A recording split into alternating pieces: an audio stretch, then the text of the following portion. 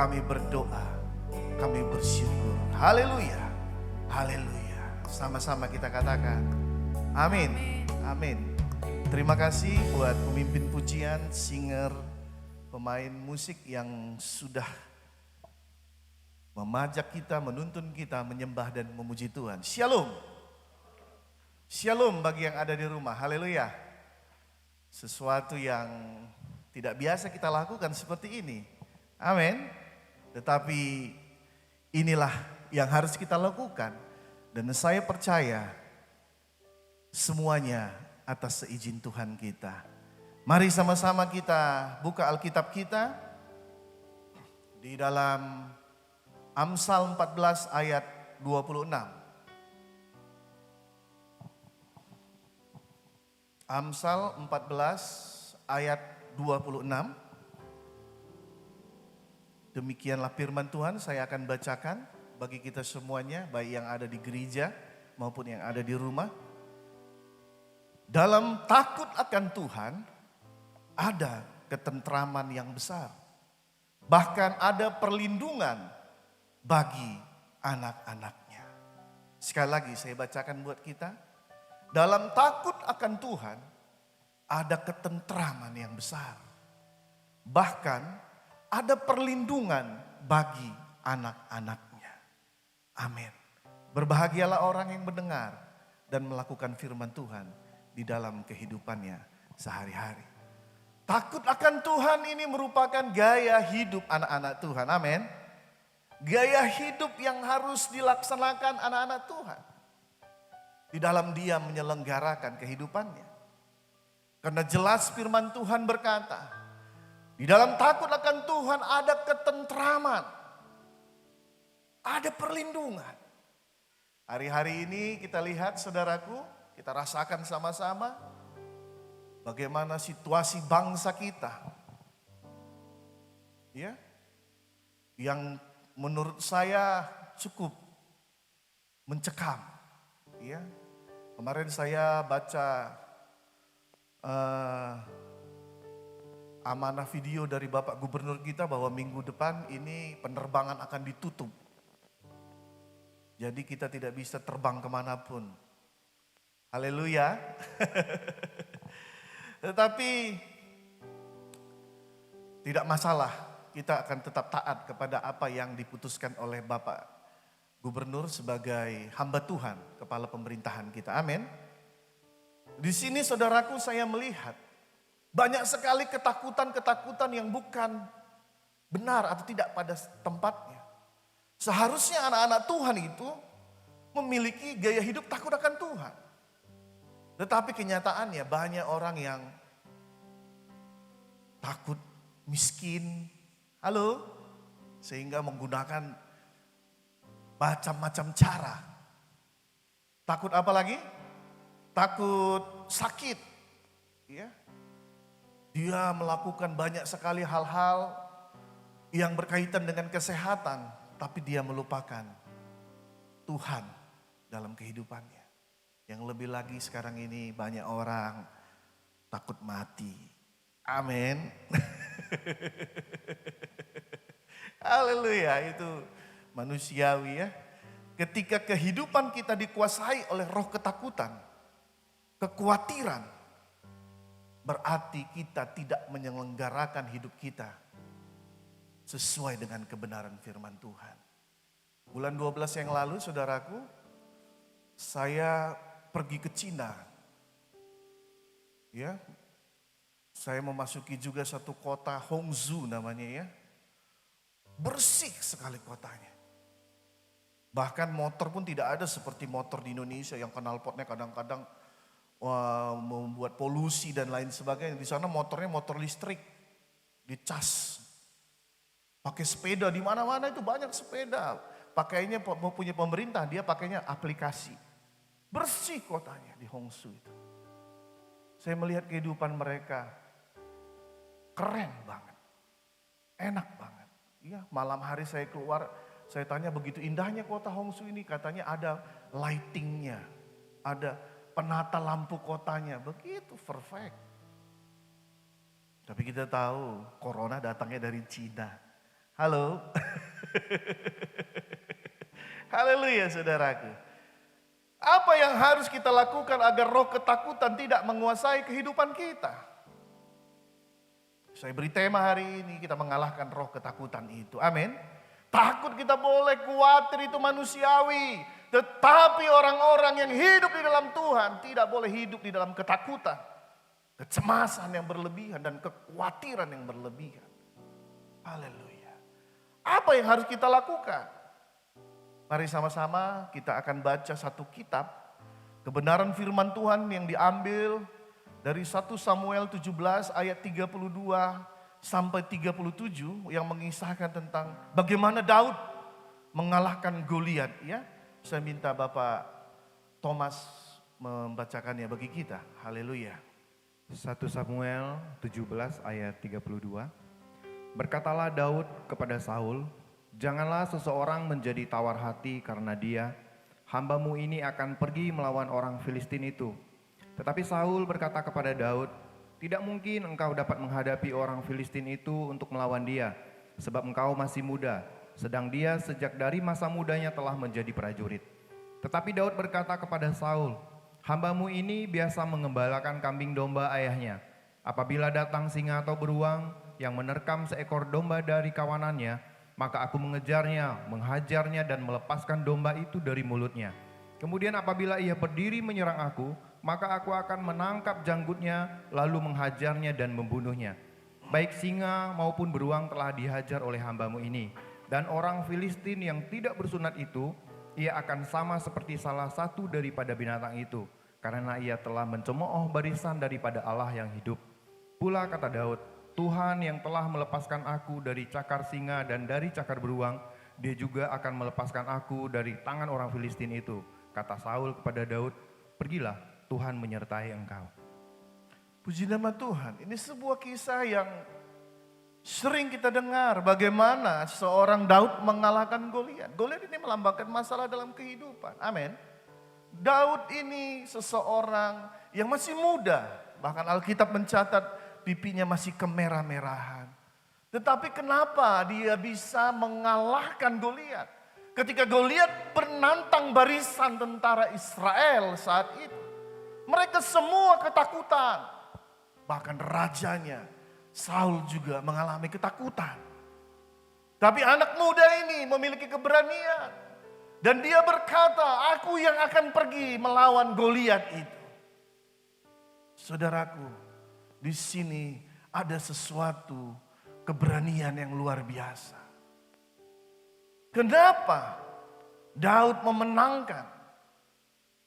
mengalahkan ketakutan itu?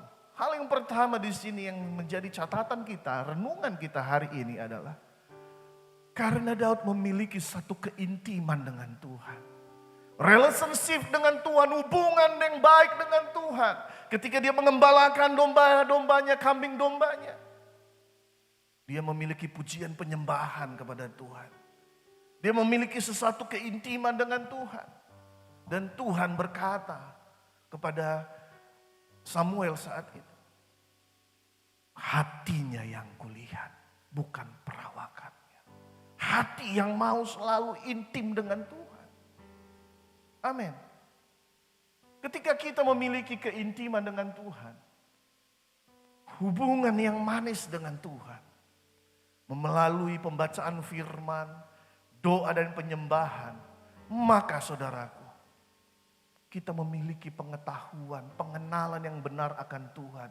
Dan disitulah kita akan menjadi orang yang berhikmat dan peka, sensitif terhadap Tuhan. Amin. Amin saudaraku. Seperti saya contohnya, 25 tahun menikah dengan istri saya. Membangun suatu hubungan dengan istri saya selama 25 tahun. Dan saya sensitif dengan dia. Begitu juga dia dengan saya. Dia sudah mengerti apa selera saya.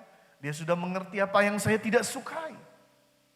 Jadi jika kita terus membangun keintiman dengan Tuhan, maka kita memiliki kepekaan dengan Tuhan. Memiliki ketentraman dan perlindungan. Kita lihat dia memiliki keberanian. Goliat adalah tentara yang terlatih, raksasa tinggi besar. Tapi Daud tidak takut. Karena dia memiliki pengalaman bersama dengan Tuhan. Dia memiliki keberanian karena dia hidup bersama-sama dengan Tuhan. Dia tidak mau Tuhannya dipermalukan. Dia tidak mau Tuhannya direndahkan. Karena dia tahu Tuhan yang dia sembah, Tuhan yang dia puji, Tuhan yang dia puja adalah Tuhan yang besar dan sanggup melakukan segala perkara. Oleh karena itu saudaraku, jangan hidup dalam ketakutan lagi, amin. Miliki pengalaman bersama-sama dengan Tuhan. Kita lihat apa kata Daud di pembacaan tadi. Jika ada singa atau beruang yang coba-coba memakan domba pengembalaanku, aku akan menangkapnya dan aku akan membunuhnya. Ada keberanian karena dia berpengalaman mengalahkan singa dan beruang, dan dia sadar itu karena kekuatan yang datangnya daripada Tuhan. Apapun persoalan, apapun yang sedang kita hadapi, apapun yang bangsa kita sedang hadapi, jangan kita menjadi lemah, tapi bangunlah keintiman dengan Tuhan. Bangunlah hubungan yang harmonis dengan Tuhan terus dalam pujian penyembahan. Pembacaan firman yang membawa kita memiliki pengenalan yang benar akan Tuhan. Saudara yang terkasih dalam nama Yesus, kita akan menjadi takut dan menjadi lemah. Karena kita tidak mengenal Tuhan. Kita akan menjadi takut. Kita menjadi lemah. Karena kita tidak punya pengalaman berjalan bersama dengan Tuhan. Tapi ketika kita membangun perjalanan bersama dengan Tuhan, kita bisa melewati masalah demi masalah. Kita melihat saudaraku, ketika Yesus menyuruh murid-muridnya menyeberang setelah ada mujizat 5 roti. Mereka diterpa angin sakal. Tapi ketika murid-muridnya melakukan apa yang Yesus katakan, pergilah engkau terlebih dahulu. Mereka pergi terlebih dahulu, tetapi angin sakal menerpa mereka. Yesus ada di badai itu, saudara. Yang dia katakan, ini aku, tenang, jangan takut. Dan badai itu, saudaraku, reda. Amin, saudaraku. Kita percaya bangsa kita akan menang mengalami masalah ini. Mari kita terus berdoa buat bangsa kita. Hal yang kedua, saudaraku, yang ingin saya sampaikan pada kesempatan kita beribadah ini, baik bagi jemaat Tuhan yang ada di gereja maupun yang ada di rumah. Mari kita melakukan dan memperkatakan firman Tuhan. Sekarang saya lihat banyak sekali bahkan hamba-hamba Tuhan, status-status mencekam, perang ayat di sana sini. Saudaraku, mari kita mulai terus memperkatakan perkataan firman. Amin. Perkatakan kebesaran Tuhan kita. Jangan terus perkatakan kebesaran musuh kita. Perkatakan perkataan firman. Karena firman sanggup membebaskan. Firman sanggup memulihkan. Di dalam firman Tuhanlah letak kekuatan kita sesungguhnya. Mari kita lihat. Memperkatakan firman Tuhan itu memberikan kekuatan. Daud memperkatakan perkataan firman. Di ayat 34 berkata, tetapi Daud berkata kepada Saul, hambamu ini biasa mengembalakan kambing domba. Ayahnya apabila datang singa atau beruang yang menerkam seekor domba dari kawanannya, maka aku mengejarnya, menghajarnya dan melepaskan domba itu dari mulutnya. Kemudian apabila ia berdiri menyerang aku, maka aku menangkap janggutnya lalu menghajar dan membunuhnya. Baik singa maupun beruang telah dihajar oleh hambamu ini. Dan orang Filistin yang tidak bersunat itu, ia akan sama seperti salah satu daripada binatang itu. Karena ia telah mencemooh barisan daripada Allah yang hidup. Ketika berhadapan dengan Goliat, dia berkata, Goliat, engkau datang dengan pedang, tapi aku datang dengan nama Allahku. Ada kekuatan, saudara, yang mengalir ketika kita memperkatakan firman Tuhan. Ada kekuatan yang akan kita rasakan Dan kekuatan itu akan bisa kita lihat kita memperkatakan firman Tuhan.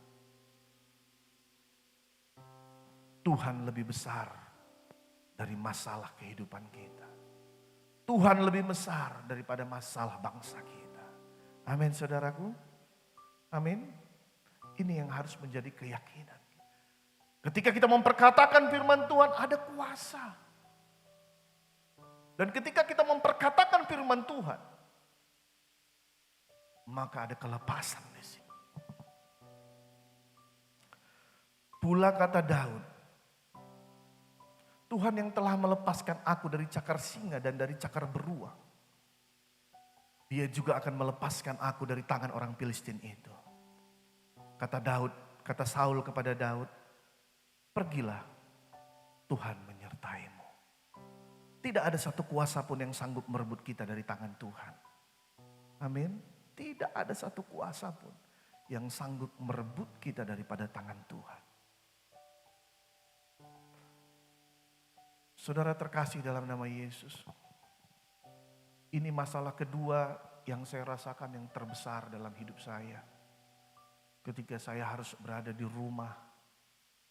Saudara tahu saya selain pendeta saya juga seorang pengusaha. Dan juga seorang penginjil yang pergi masuk ke desa-desa untuk memberitakan kabar baik. Tapi saat ini harus di rumah berdoa seperti juga yang saudara alami. Sebelum ini juga saya pernah menghadapi satu masalah yang besar dalam hidup saya.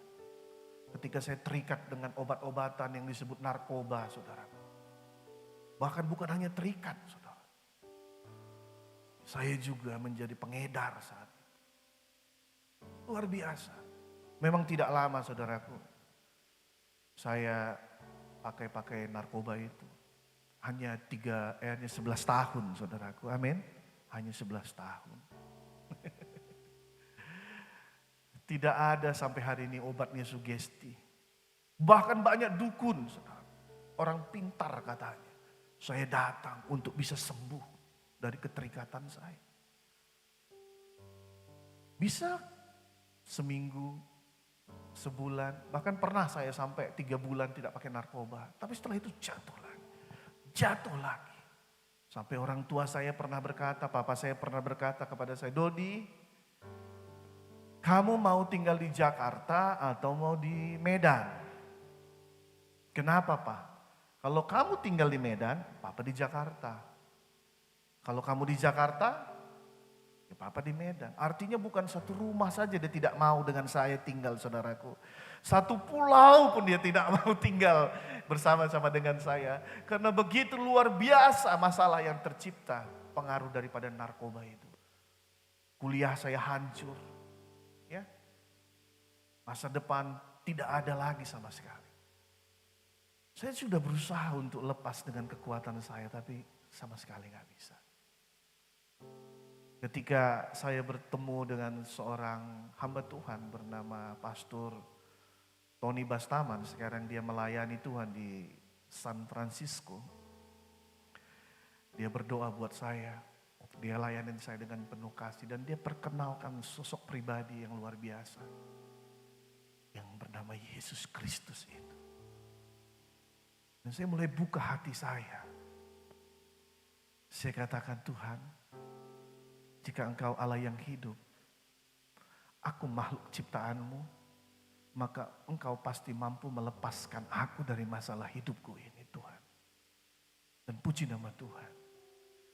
Ketika saya sungguh-sungguh menerima Dia, melakukan firman Tuhan, memperkatakan firman Tuhan.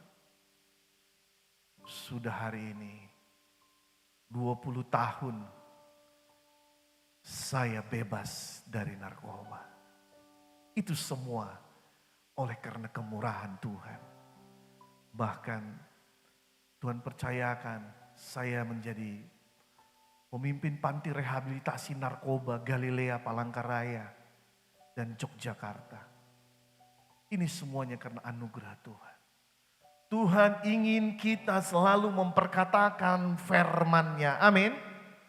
Perkatakan terus firman Tuhan. Karena Tuhan kita lebih besar daripada apapun masalahmu. Mungkin saat ini kau bermasalah dengan keluargamu, ekonomimu. Mungkin saat ini kau masih sendiri, belum punya pasangan hidup. Katakan, Tuhan menyediakan yang terbaik bagiku. Amin. Amin Michael. Haleluya. Puji nama Tuhan saudara. Tuhan sanggup melepaskan kita dari segala persoalan kehidupan ini. Dan yang terakhir saudaraku, ketika kita memperkatakan perkataan firman Tuhan. Firman Tuhan itu sanggup mengubah keadaan kita. Haleluya. Firman Tuhan sanggup mengubah keadaan. Keadaan saya yang tadinya saudaraku hidup penuh dengan dosa. Menjadi budak narkoba. Tuhan ubahkan menjadi seorang hambanya yang melayani dia. Betapa baiknya Tuhan. Tadinya saya yang harus masuk neraka, menanggung semua kesalahan dosa yang saya perbuat. Tapi Yesus hadir dan mengubahnya. Kutuk menjadi berkat. Amin. Kutuk. Mari kita lihat di ayat pembacaan kita tadi 34 dan 36. Di situ kita lihat saudaraku. Ketika kita, apa yang dikatakan di sini saudaraku di ayat 33. Tetapi Saul berkata kepada Daud, tidak mungkin engkau dapat menghadapi orang Filistin itu. Di ayat ke-33 Saul berkata, tidak mungkin. Tapi ketika Daud menyaksikan cinta kasih Tuhan yang dialami, pengalaman hidup yang dialami bersama dengan Tuhan. Di ayat yang ke-37, pula Daud, kata Daud, Tuhan telah melepaskan aku dari cakar singa dan dari cakar beruang. Dia juga yang akan melepaskan aku dari tangan orang Filistin itu, kata Saul kepada Daud. Di ayat yang ke-37 bagian terakhir. Pergilah, Tuhan menyertaimu. Ada satu keadaan yang berubah. Tadinya Saul berkata tidak mungkin. Tapi ketika dia mendengar firman Tuhan. Dia berkata kepada Daud. Pergilah, Tuhan menyertaimu. Apa yang tidak mungkin bagi Tuhan itu mungkin. Apa yang tidak bisa bagi Tuhan itu bisa. Oleh karena itu saudara, mari kita setia dan taat kepada Tuhan. Perkatakan terus perkataan firman Tuhan. Perkatakan terus perkataan firman Tuhan. Saya teringat ketika saya memulai membuka panti rehabilitasi narkoba Galilea. Keadaan begitu sulit saudara. Ya, sulit sekali. Saya harus hijrah dari Medan ke Jakarta, dari Jakarta ke Kalimantan Tengah. Ya, membawa istri dan kedua anak saya pada saat itu. Dan saya mulai menyewa sebuah rumah. Ada sekitar 9 orang anak-anak pecandu narkoba yang saya layani pada saat itu. Tetapi ketika saya mau pergi memberitakan kebenaran firman Tuhan ke daerah Katingan, istri saya panggil, Papa sebentar dulu Papa. Di rumah ada 9 orang. Anak-anak yang sedang mengalami proses kehidupan. Oh, tinggalkan saya bersama mereka dan Ernie, salah satu staf saya saat itu. Sementara tidak ada uang belanja dan beras juga sudah mulai habis. Saya tersentak mendengar. Saya panggil istri saya dan beberapa teman-teman rekan-rekan pelayanan yang membantu saya masuk ke kamar, kami bernyanyi, berdoa, Tuhan inilah keadaan kami saat ini Tuhan. Tapi aku percaya Engkau akan memenuhi keperluanku, kebutuhanku, menurut kekayaan dan kemuliaan-Mu dalam Yesus Kristus Tuhan. Ini sembah Tuhan, kami puji Tuhan. Setelah selesai kami berdoa, saya duduk di teras halaman rumah. Tiba-tiba ada satu truk datang dan berkata, ini Yayasan Galilea? Saya katakan iya Pak. ada titipan beras. Saya tersentak. Hah? Beras? Baik Pak, saya akan panggil anak-anak saya, teman-teman saya untuk ngangkatnya Pak. Karena saya lihat kalau diesel ya, PS 120 kalau nggak salah Pak. Wah nggak mungkin Pak. Kenapa nggak mungkin? Satu truk itu mau diangkat dari aspal ke sini itu jauh sekali Pak. Biar saya mundurkan truknya saja kemari. Satu truk, nggak muat dapur kami saudaraku. Akhirnya sebagian kami bagikan ke tetangga di daerah tempat kami tinggal. Belum selesai lagi saat itu tiba-tiba bunyi telepon. Kering. Saya tanya, halo? Dia bilang, Bapak Dodi kah? Wah, kalau pakai kah itu udah pasti dong. Orang Daya, amin. Kalau pakai bah itu berarti dia dari Sumatera Utara. Dia bilang, Bapak Dodi kah? Saya bilang, iya Ibu, kenapa Ibu? Bapak, saya sebelumnya minta maaf sebesar-besarnya karena pimpinan saya memerintahkan saya memberikan cek sebesar 50 juta kepada Bapak. Tapi ketika saya mau mengantar ke rumah Bapak, saya mengalami tabrakan naik sepeda motor Pak. Saya harus diopname 3 hari. Dan sekarang saya sudah keluar dari rumah sakit. Apakah Bapak ada di kantor? Saya akan datang ke kantor untuk mengantarkan uang ini. Saya katakan, saya ada di kantor Ibu. Tetapi Ibu tidak usah datang. Biar saya saja datang ke kantor Ibu. Karena saya takut saudaraku, amin. Dia tabrakan lagi, amin. Saya takut, baik saya yang datang Ibu, haleluya. Tuhanku sanggup mengubah keadaan. Amin. Yang tidak ada menjadi ada. Itulah makanya saya tidak punya alasan lagi untuk lari daripada Tuhan. Itulah yang membuat saya terus bertumbuh dan terus bertumbuh bersama dengan Tuhan. Puji nama Tuhan saudaraku. Mari ada ketentraman dan perlindungan ketika kita bersama-sama dengan Tuhan. Bangun keintiman dengan Tuhan dan perkatakan perkataan firman Tuhan. Karena ketika kita mengatakan perkataan firman Tuhan, ada kekuatan, ada kelepasan, dan ada perubahan ketika kita memperkatakan firman Tuhan. Amin buat firman Tuhan. Mari kita angkat satu pujian, ini merupakan satu pujian yang luar biasa. Ini hatiku, haleluya. Mari pagi hari ini kita mau beri hati kita sepenuhnya. Utuh kepada Tuhan. Kita mau beri hati yang sepenuhnya mencintai Tuhan.